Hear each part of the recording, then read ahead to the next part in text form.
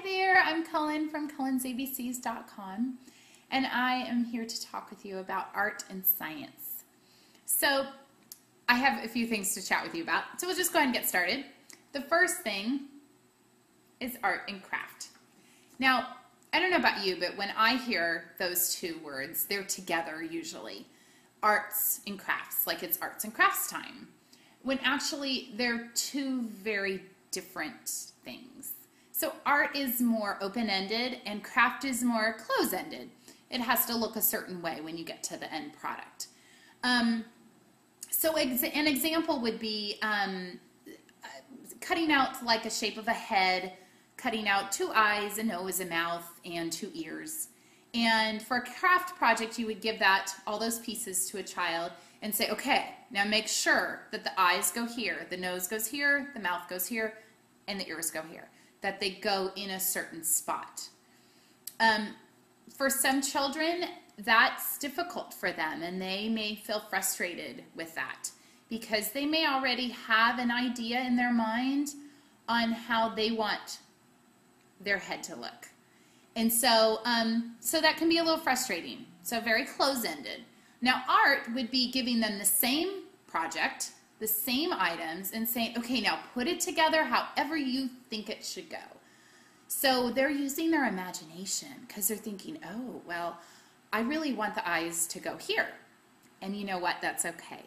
Because we may have a different idea in our minds on how it should look. But children have a different idea in their minds on how it should look, and that's okay. So very open-ended. However they want to do it is great. So it is all about the process to get to their final product.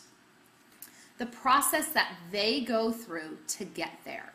So they're learning just so many skills during that process. Skills that they don't really know they're learning. But we can step back and look and go, wow, they're really building those muscles in their hands using those scissors, or running their fingers through paint or shaving cream. Those muscles are building up, so they're using those small motor skills to do that. They are advancing their vocabulary, maybe learning some new words that they didn't know yesterday, but today they're learning those things. And their imagination is just flourishing because they come to that art table thinking, this is the way I'm going to do it. Sometimes kids already think about it, and then other times they just go for it and do it as they do it. So a lot of times at the end, you know, when they're drawing a picture, all the skills that they're working on to get to that final product, and they get done and they're excited to show you their picture that they drew, I ask them, can you tell me about your picture? And a lot of the times when they tell you about their picture, it's very different than what we think in our minds. So a great question to ask them, and something fun to see the process that they chose to go through to get to that final product for themselves. Now, you may be thinking, this is great, but where am I going to do art in my house? Well, you have to come up with that place. You may be always doing it at the dining room table, the kitchen table. You may do it outside. So the where you do your projects is wherever you'd like to do it. And then below this video, you will see a list of art items, things that I've used over the years in my classroom and at home. Make sure you have paintbrushes, you know, not just one little paintbrush. Make sure you have, you know, maybe 4 or 6 paintbrushes if you're doing a painting project that, you know, you have different colors and you'd like to have more than one brush. You know, make sure you have crayons and that you have dish soap and maybe some shaving cream and paint and things like that. Make sure you have some shallow dishes around. Plastic. Make sure they're plastic.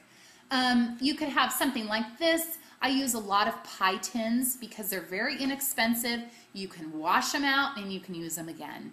You could have some bowls as well, plastic bowls. The things that I use a lot of are the shallow dishes or shallow bowls. Pie tins, like I said, I use a ton of those. Those work for just about everything.